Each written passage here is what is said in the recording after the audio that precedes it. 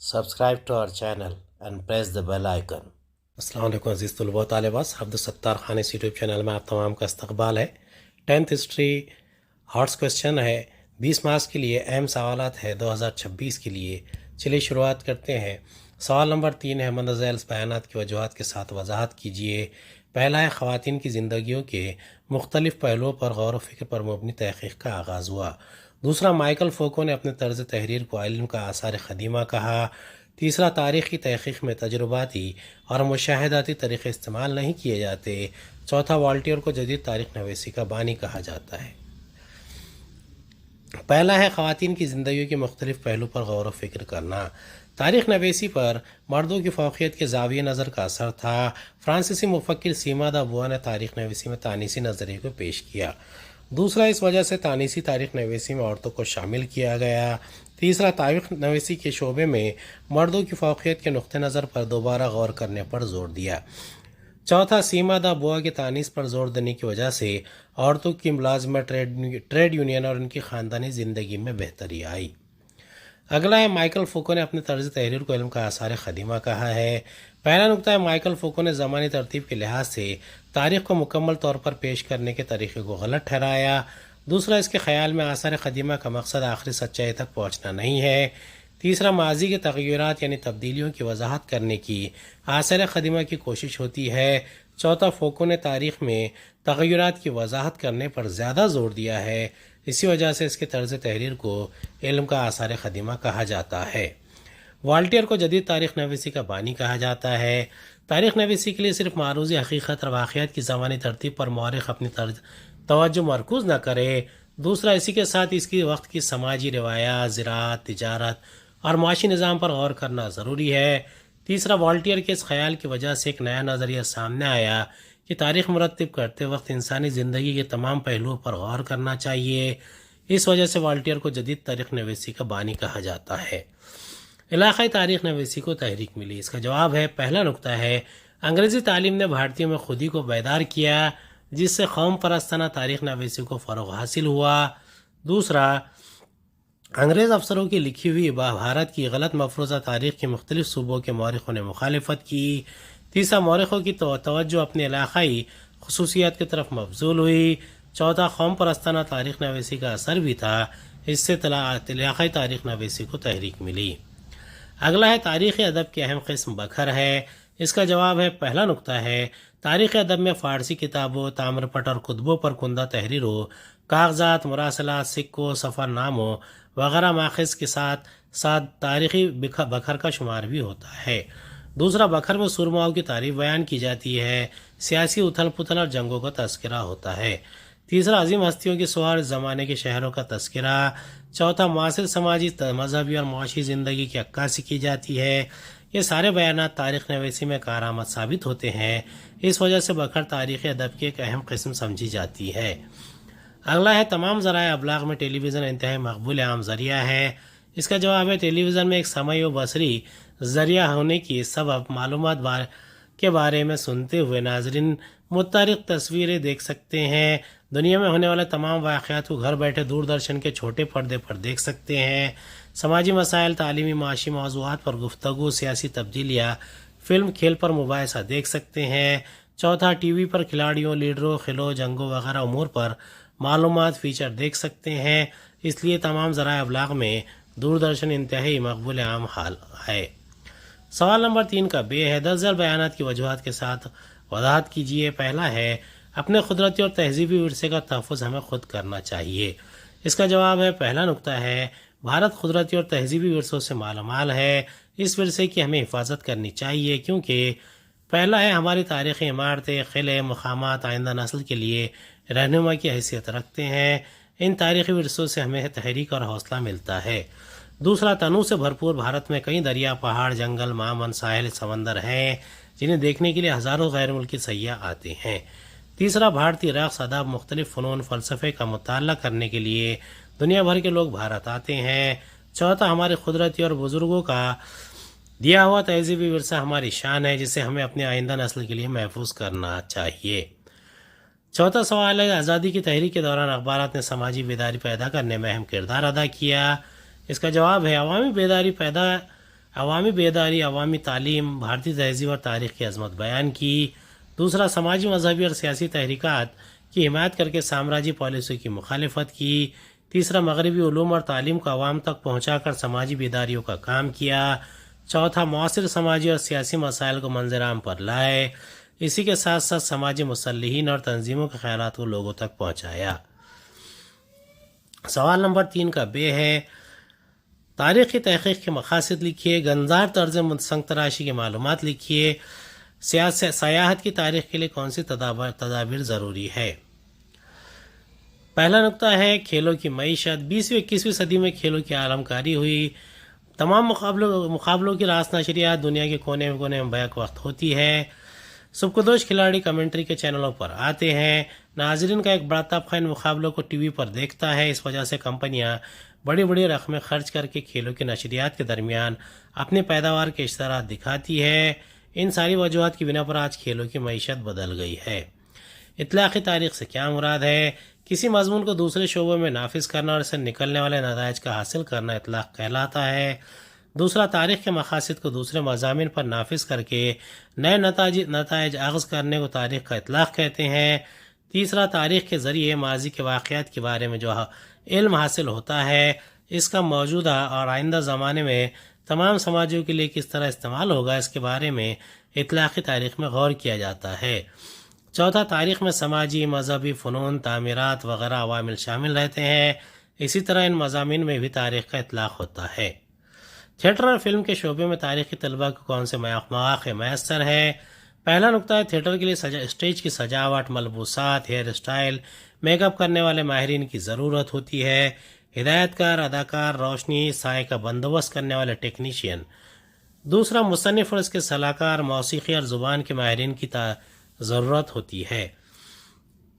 تیسرا، فلم کے لیے بھی ان سارے لوگوں کی ضرورت ہوتی ہے۔ اس کے ساتھ ساتھ کیمرہ مین، مکالمہ نویس، اسکرپٹ رائٹر، ڈانس ڈائریکٹر، گیتکار جیسے ماہرین کی ضرورت ہوتی ہے۔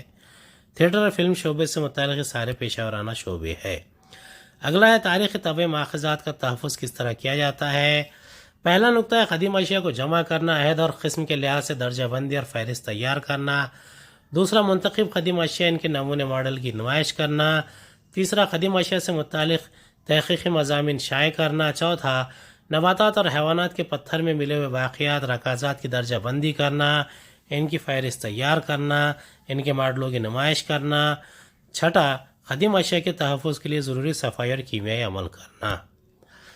سوال نمبر 4، درجل اقتباس کا مطالعہ کر کے دی ہوئی سرگرمیاں مکمل کیجیے۔ تاریخی واقعات کو تحریری طور پر درج کرنے کی روایت میسوپوٹامیہ کی سومیر تہذیب سے شروع ہوئی۔ سومیر حکومت کے بادشاہوں اور ان کے درمیان ہونے والی جنگوں کی کہانیوں کا تذکرہ اس زمانے کے کتبوں میں محفوظ ہے، جس میں سب سے قدیم کتبہ 4500 برس پرانا ہے۔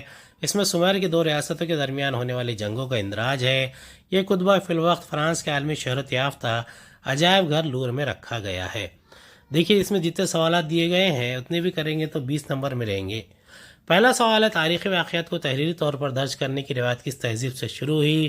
دوسرا، سب سے قدیم کتبہ کس عجائب گھر میں ہے؟ تیسرا، کتبہ تاریخی نویسی کا ذریعہ ہے، اس بارے میں اپنی رائے دیجیے۔ پہلا ہے تاریخی واقعات کو تحریری طور پر درج کرنے کی روایت میسوپوٹامیہ کی سومیر تہذیب سے شروع ہوئی۔ دوسرا، یہ کتبہ فی الوقت فرانس کے لور عجائب گھر میں موجود ہے۔ تیسرا، سومیر تہذیب کے اس کتبے میں مختلف راجاؤں کے درمیان جنگوں اور اس کی کہانیوں کا تذکرہ ہے۔ اس کتبے میں ایسے ہی 2 راجاؤں کے درمیان ایک جنگ کا تذکرہ ہے۔ سوال نمبر 4 ہے درج اقتباس کا مطالعہ کر کے دی ہوئی سرگرمیاں مکمل کیجیے۔ قدیم بھارت سے موجودہ زمانے تک تاریخ پر مبنی دوردرشن پر نشر کیا جانے والا بھارت ایک خود سیریل اہم ہے۔ یہ سیریل پنڈت نہرو کی کتاب ڈسکوری آف انڈیا پر مبنی تھا۔ ہدایت کار شیام بینگل کے اس سیریل نے زمانہ قدیم سے عہد حاضر تک سماجی، تہذیبی اور سیاسی تاریخ پیش کی۔ اس سیریل کے ذریعے ہڑپا کی تہذیب، ویدک دور، رامائن، مہابھارت کی تفصیل، عہد موریہ، ترک، افغان، مغلوں کے حملے، مغلیہ دور، مغل بادشاہ کے کارنامے، بھکتی تحریک، چھترپتی شیواجی مہاراج کے کارنامے، سماجی اصلاحی تحریک، آزادی کی جدوجہد جیسے واقعات۔ اس سیریل میں ناٹک، عوامی فنون، اسلام، مالون کے ذریعے نہرو کا کردار نبھانے والے اداکار روشن سیٹھ ابتدائی کلمات اور تفصیلات پیش کرتے ہیں۔